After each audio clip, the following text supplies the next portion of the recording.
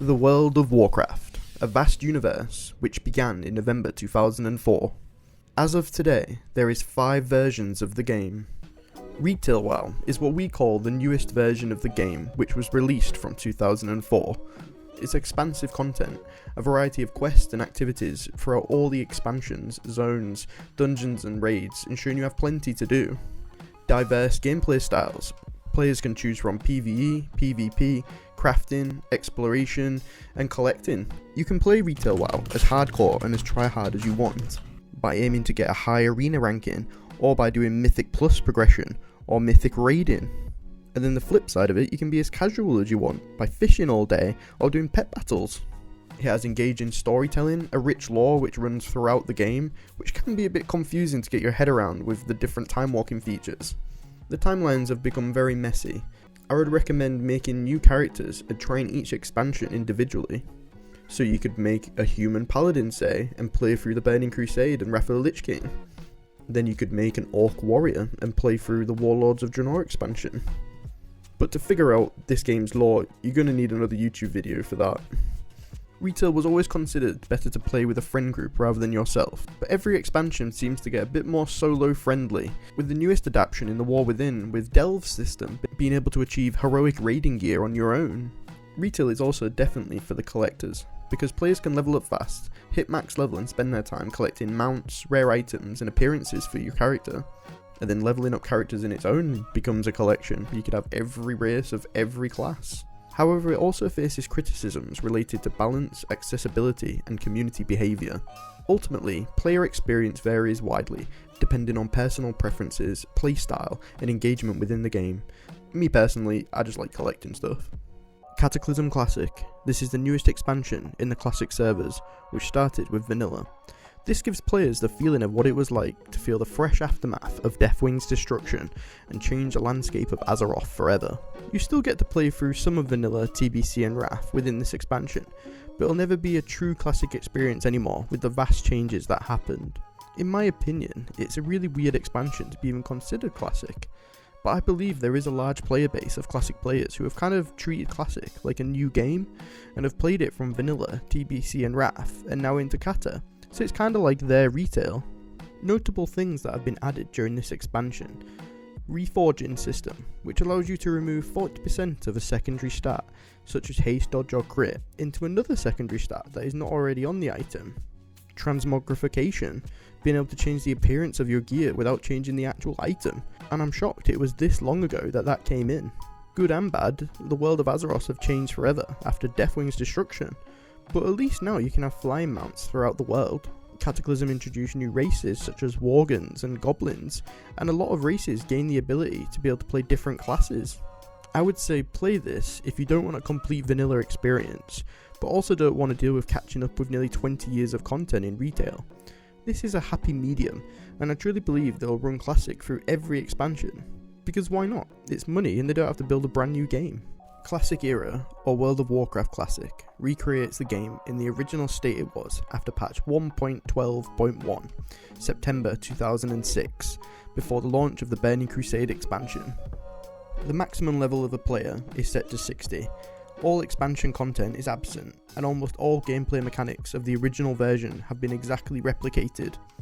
Classic allows players to relive the original experience, with some modern interfaces and functional enhancement introduced in later expansions, as well as some repatching of bugs and exploits that were present at this time at the original release.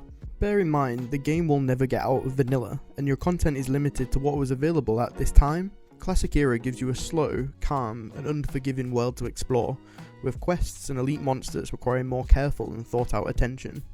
And when I say slow, I mean slow. The world is massive, and there is no flying mounts. Some people love this, and some people get bored. This era of the game did feel quite meaningful though.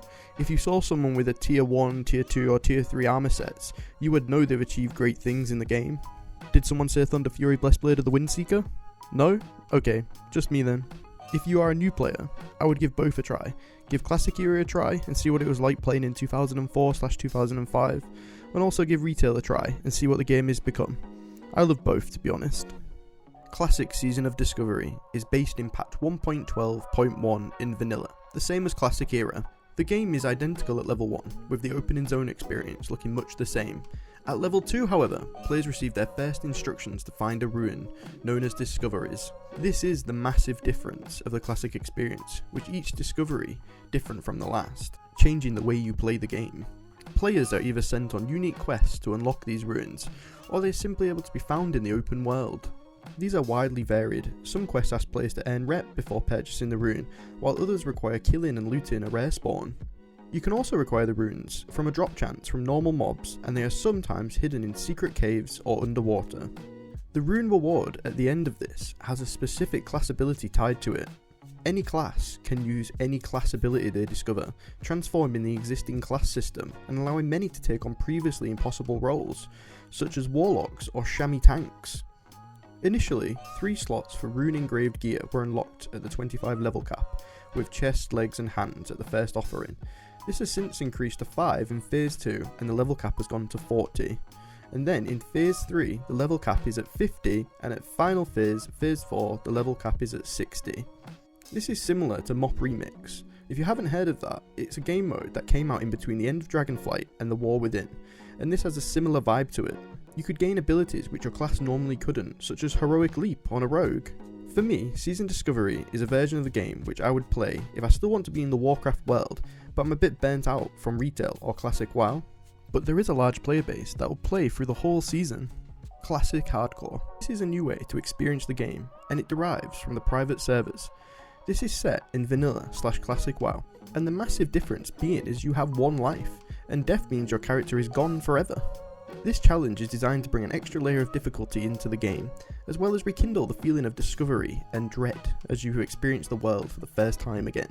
The servers on release were fresh start, meaning everyone will start from level 1 together on a brand new server, and for the first time ever, the server will also have all phases and content unlocked at launch, instead of staggered phase release that we typically see from fresh servers. In addition to hardcore mode, at the beginning of 2024, a self-found mode was added, allowing players to formally apply an extra set of restrictions to their character. In addition to the normal hardcore rule set, self-found mode prevents players from trading, using the auction house, and sending or receiving mail. Self-found mode is only available for new characters as an option during character creation, but players are able to turn it off within the game, but are unable to turn it back on once it's been disabled. Hardcore WoW is a massive hit, and still is, with a very active player base. And when you see someone who's finished Nax, that person is insane, and on another level. Obviously, there is many downsides to playing hardcore, by the means of spending weeks or months carefully honing your character to get killed by falling off a bridge. It has very big highs, and it has very big lows. But if you can conquer hardcore WoW, I don't think there is another achievement or feeling like it within WoW. This is the start of my Ultimate Beginner series. Please like and subscribe to keep up with the videos. I hope this video helped, and thank you for watching.